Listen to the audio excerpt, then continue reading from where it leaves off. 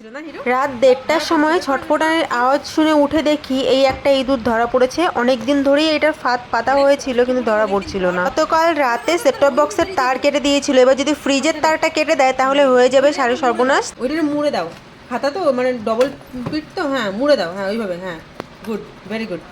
এবার বের করো। আরে দুটো মুড়ে দাও, দুই মাথায় একসঙ্গে করে তারপর ধরো। দেখো দাও একটুখানি দেখতে দাও কি অবস্থা।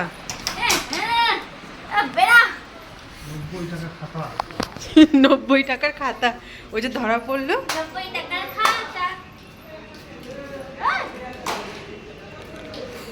চলে চলে চলে চলে চলে